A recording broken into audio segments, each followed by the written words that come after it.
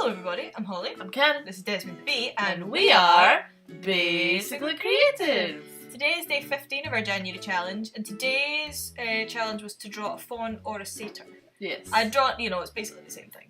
We were really looking forward to this one. Yeah, because I love, centaurs are my favourite thing to draw, and I'm not very good at fawns or satyrs, so I was like, right, a new thing, I will learn a new thing. And immediately I was like, how am I going to put prevalence on the legs? Because that's the point. And I did a little thumbnail of like the legs, and then I decided that the guy should be leaning forward. My little fawn should be leaning forward, kind of looking between his legs. It's doing like a bit, like when babies go kick-a-poo. Yeah, and kind of like that. That was supposed to be that sort of cheeky, childish kind of boy thing. I do turn him upside down to draw his head. Yeah. A couple of times, because obviously getting the proportions right when he's upside down is a lot more difficult. Yes. So I drew this little guy, and I was quite pleased with him. He looks quite cheeky, and his hair's all floppy upside downy, and his legs are kind of. That was the point, was to have the. I'm like, that was brilliant. I'm going for a break now. Yeah, so I think I was going for a break then, and I paused the camera, and went and got a cup of tea. So I drew him out, and I drew his little kind of tried to draw like little lines in his tummy to show he was all hunched forwards. Yeah. Make sure tummy folds. Tummy folds, and obviously I was like that. My camera, my light turned off rather. I turned my light off because I use like fairy lights to light my desk, because my window is next to my desk, not in front of it, so I don't get any daylight. It just blocks all the light.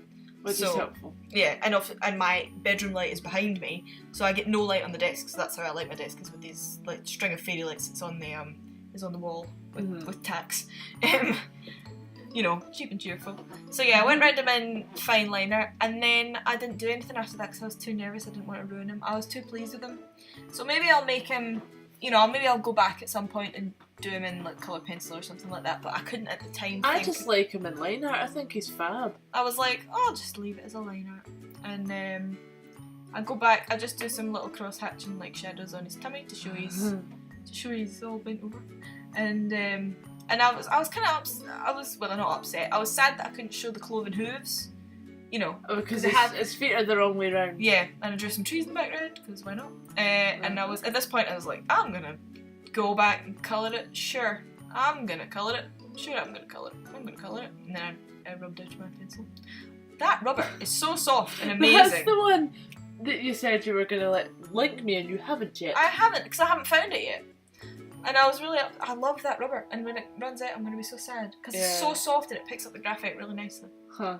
So. Do you know I was so pleased with mine until I saw yours, and then I was like, yours is amazing. Hush your face. You're so amazing at art. So I decided to do a female. Yes. Because they're generally not. Which is convenient. And I was like, haha, I will do a lady. And then I thought, I will do a lady leaning over, because usually they're bare-chested. Yeah. And I thought, bare-chested lady. Either I could hide her with hair or with some sort of landscape thing, so I decided to use a rock. Yeah. Which is good, because it's still child appropriate. Yes. Because why would they be wearing shirts? If you were a fawn and you lived in the woods, you'd just not be bothered, would you? But they don't tend to show the ladies. No. Usually it's men, because you don't have to bother about worrying about anything. I know.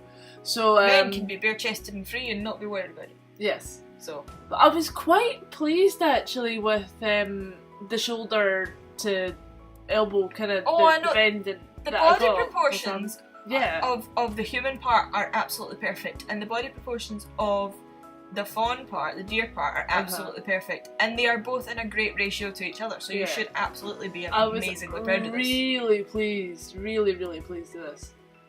I love how she's not got any hair yet. There you go.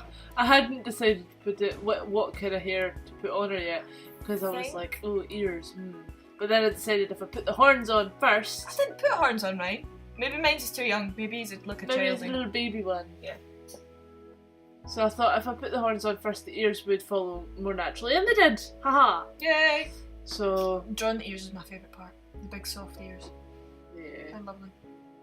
So then I just went over it with my micron, and then I thought, oh yeah, this is going to bleed. How exciting.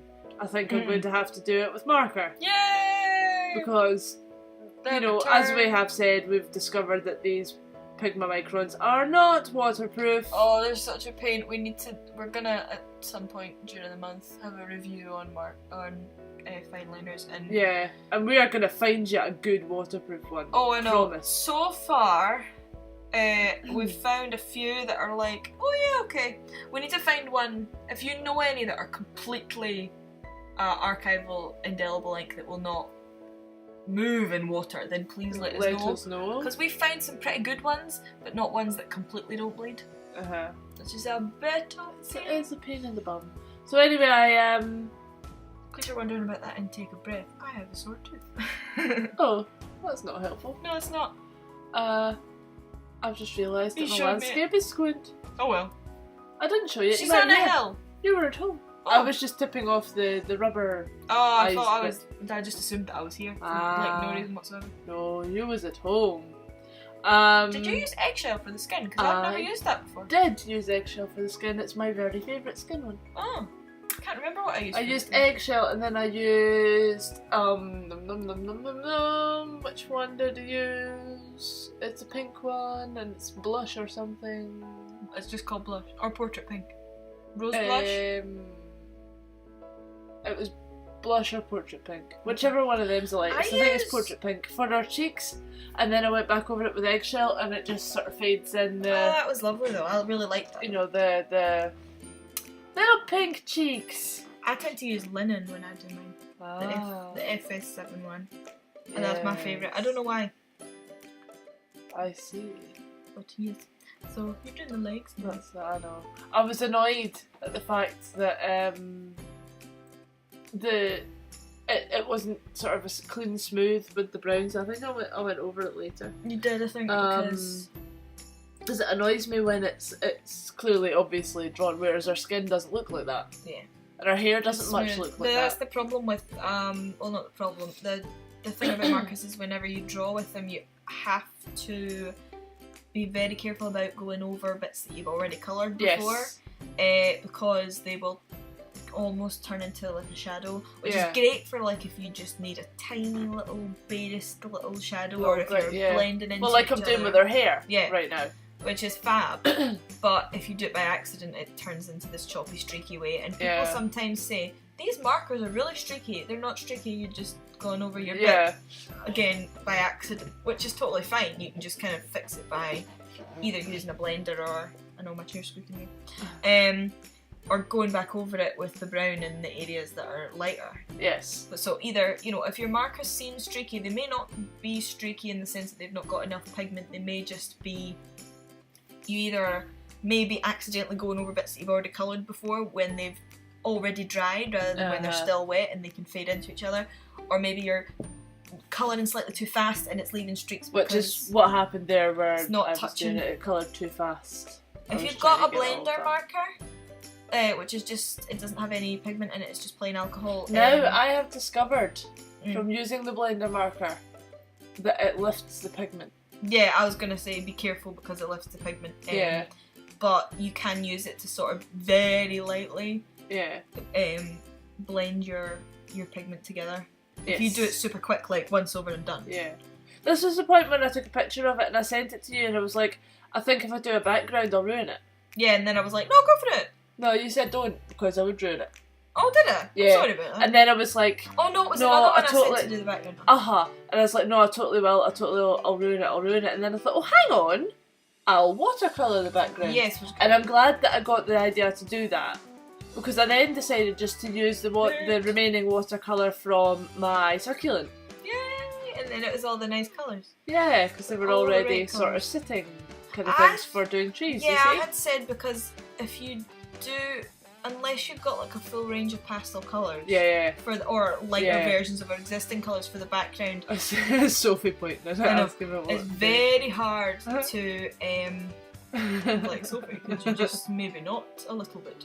But it's very hard to get the background not to overwhelm your main. Especially when you're using markers, because markers can become quite dark. And especially when you're using brown and a forest. Yeah. Yes. So if we had the full range of Illustrator markers, you could have done that just fine with markers, because you could have done a paler green, you know, all sorts of different colours of green and stuff.